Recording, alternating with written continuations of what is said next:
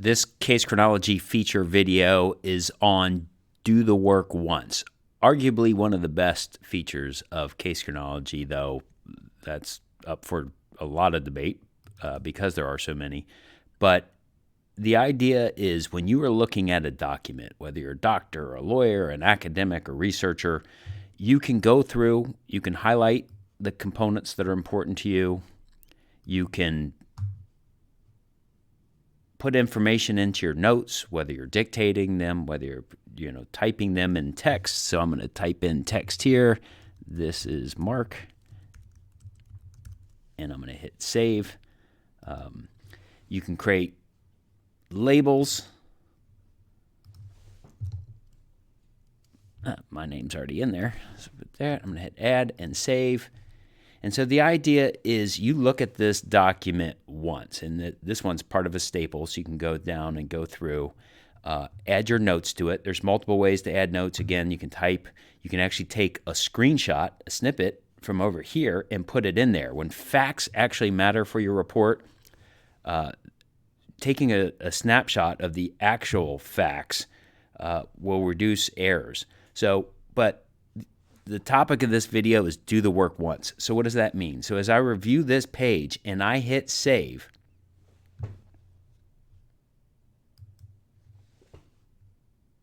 let's look at what just happened. Number one, you have a workspace full of analysis. So if I want to find documents quickly, if I want to find my red documents, I can find it this way, or I can search for labels.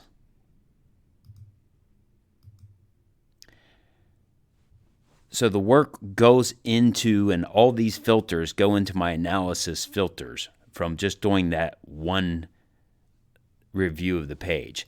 It's also going into the calendar. So if I believe it's 1:30, here's the intake form. If I want to go to that,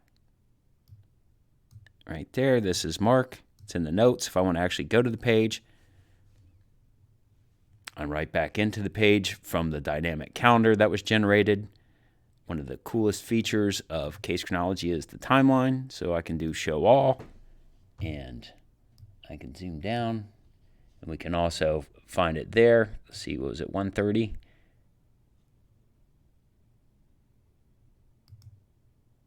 And here we go. On your timeline, you can find it, and then it just as the calendar, you can click on it and go straight to back to the page.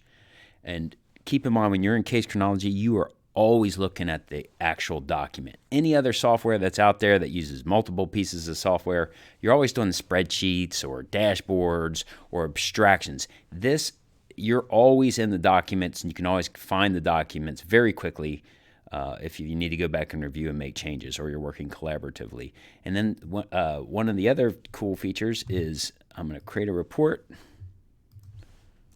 We'll do this Mark report, and I'm going to hit create. This has an updated report with all the information that's been added since the last report. So we'll keep all of your prior reports, but anytime that you're adding new information, you want to click create report, and this will add that to it. So let's go to the report. Open preview, and we'll scroll down to the chronology section. We'll do another video just on the actual just reports, because that's another great feature of case chronology. But if we go down to the report on 1:30, let's scroll down a little bit.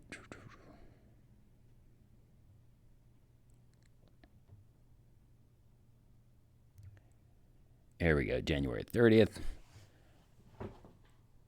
And here again this is the note that I put in.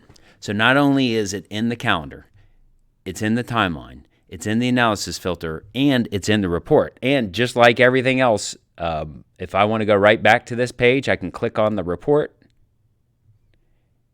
and go right back to the actual document so that I can make changes or review where it is. So doing the work one time and having it create the analysis filters, having it create the calendar, having it create the timeline and the report is one of the great powerful features of case chronology.